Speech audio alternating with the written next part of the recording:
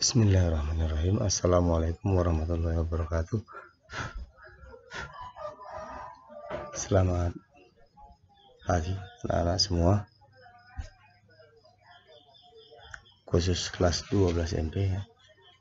Ini kita lanjutkan pembelajaran kita tentang mesin bubut, masih dalam tahap bahan daripada pahat bubut. Bahan yang sebelumnya adalah karbida ya.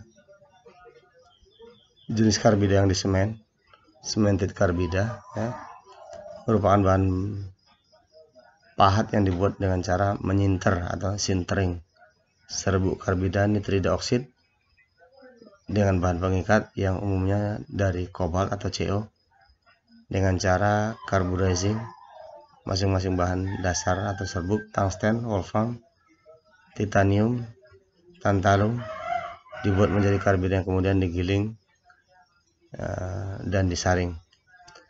Nah, kemudian di sini ada karbida tungsten. Kalian bisa lihat yang sebelumnya sudah Bapak jelaskan. Karbida tungsten paduan, karbida lapis.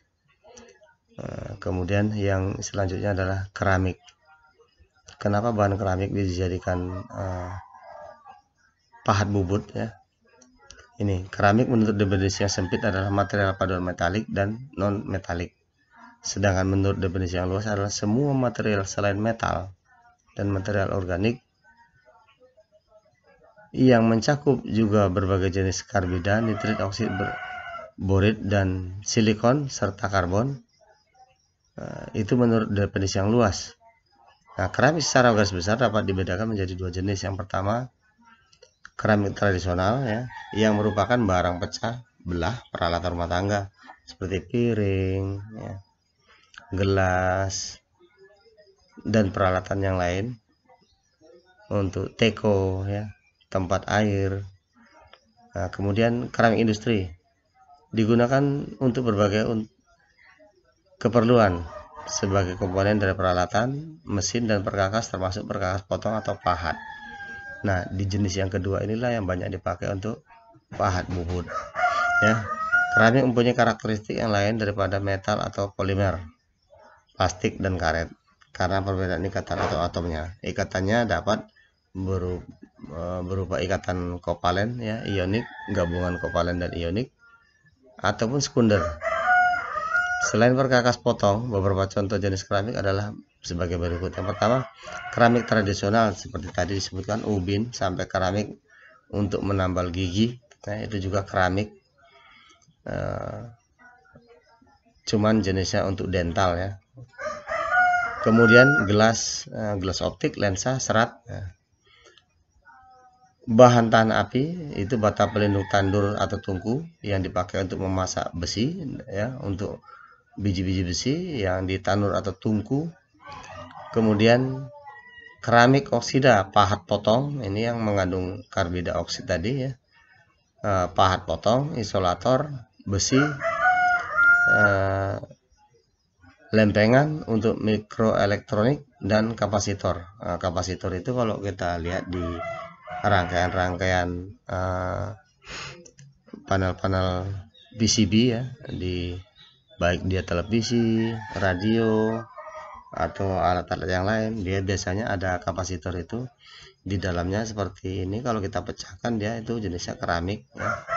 Kemudian itulah keramik oksid. Nah, keramik oksid paduan, kemudian itu yang selanjutnya karbida, nitrit, borit, dan silika. Nah, silika itu seperti semen ya. Kemudian karbon. Kemudian kubik boron nitrit atau CBN. Kubik boron nitrit termasuk jenis keramik dibuat dengan penekanan panas. Jadi ini lebih spesifiknya ya, bahan-bahan ini dipelajari di ilmu bahan teknik ya. Ketika kalian masih kelas 10 dulu, ilmu bahan teknik itu dipelajari tentang apa aja jenis bahannya ya, TI, TA, CO itu untuk apa, kemudian seperti yang disebutkan tadi di atas ya. Ini ada wolframnya, ada kobalt tadi ya, Bapak sebutkan CO. Nah, itu kalian pelajari dulu di kelas 10 di ilmu bahan teknik. Kemudian ada pengujian hardness, Vickers, Rockwell, Brinell. Nah, itu juga harus dipelajari ya, yang sudah kalian lewati. Buka bukunya kembali agar ingat. Kemudian intan. Nah, sinter diamond ini merupakan hasil proses sintering serbu intan ya, tiruan dengan pengikat CO 5-10%, tahan panas, sangat tinggi dan tahan terhadap deformasi plastis. Artinya ada perubahan deformasi, di situ ada perubahan. Kalau kita lihat hukum transformasi fasa, di situ ada 3 grafik ya, 3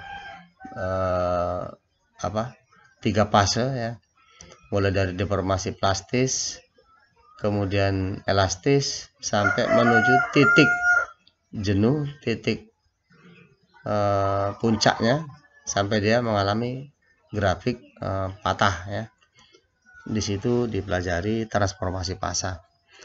Sifat ini ditentukan oleh besar butir intan ya, serta persentase komposisi material pengikat. Karena intan pada temperatur tinggi akan berubah menjadi grafit dan mudah terdifusi dengan atom besi, maka pahat intan tidak dapat digunakan untuk memotong bahan yang mengandung besi atau ferro.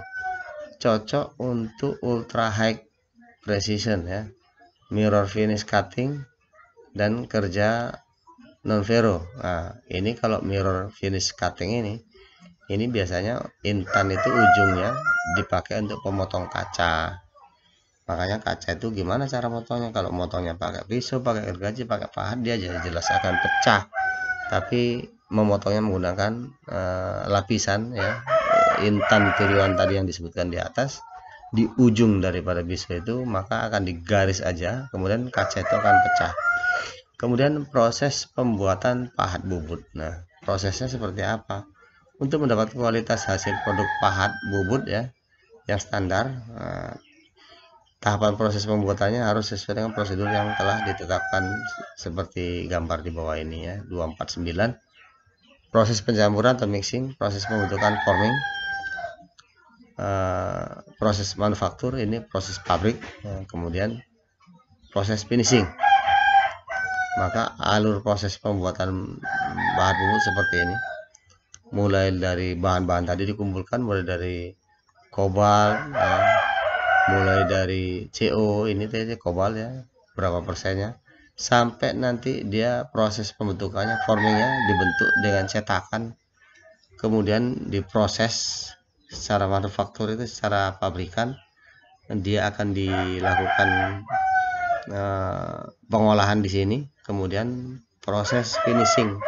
Setelah dia finish, maka dia akan masuk ke quality control. Setelah itu dinyatakan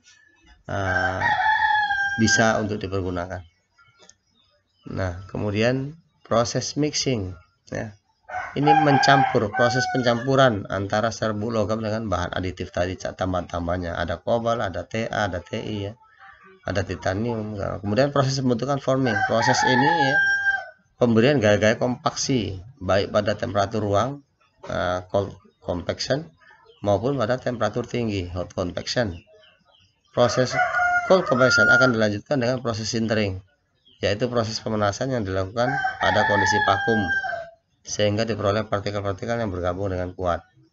Nah, proses manufaktur adalah proses pemesinan ya, dari pabrikan tadi, rangka membentuk produk alat potong sesuai dengan standar yang diinginkan. Kemudian finishing, menghaluskan bidang ya, sampai dia bisa nanti gimana nilai jualnya, bisa produknya bisa terjual.